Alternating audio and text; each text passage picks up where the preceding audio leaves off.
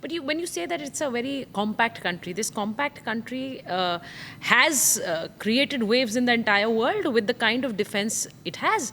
And also, now that a few days back, we were talking about Nasrallah's assassination. The Israelis got him. Another, Hashim Saifuddin, was made the Hezbollah chief. They've got him as well. So now what everyone is looking at is who's going to be the next target? What is Israel going to do? Because do you think that the bigger retaliation is still yet to come? Oh, yes. Let me just fill in the blanks a little bit there. So they were able to take care of that. 97% incoming Iranian projectiles in April were shot down. 97%. But the worrying part, which very few people gave attention to, was that 3 to 4% of the Shahab missiles with the heavier warheads did get through. 5 of them got through on the Nevatim Israeli airbase, and at the Ramon airbase they got through 5 to 7, which cratered the runway and which hit some of their storage facilities. This was blanked out, and everybody tried to say, hurrah, that we've done it. One of the reasons for the Americans trying to emphasize that, it was a dud, nothing really happened, was to see that Israel wouldn't respond very strongly then.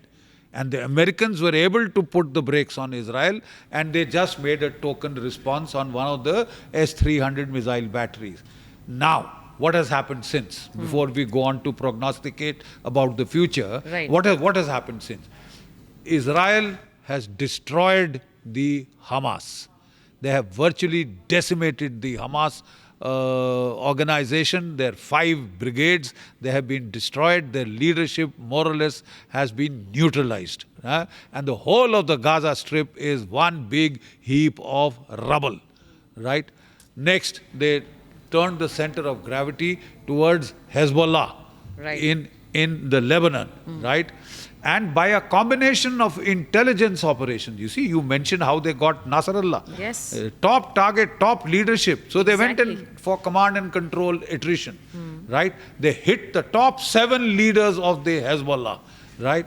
And with a series of, they hit them with bunker bursting bombs, 80 tons of bunker bursting bombs to make sure that there was no chance of survival. Yes. Not a bit of chance of survival. They killed Hassan Nasrallah.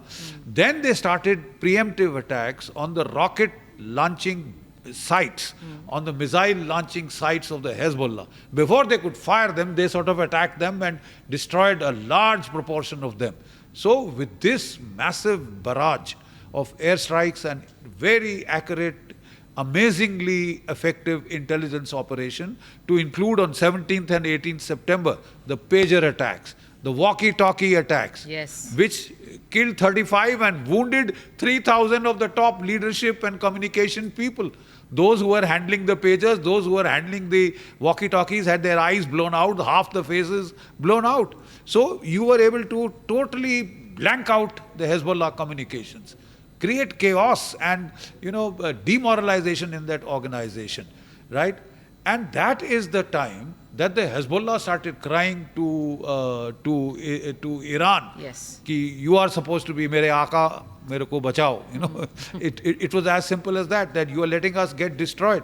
And the Hezbollah, we were hoping, we were anticipating that they would react very strongly. They have 150,000 rockets, guided, unguided, cruise missiles, ballistic missiles. So we thought they would fire 1,000, 1,500 a day. That was the military anticipation. But they just fired 200 to 300 rounds a day. They were curiously restrained. And the reason is not far to seek. Their communication network, their command and control apparatus had been ruined, destroyed.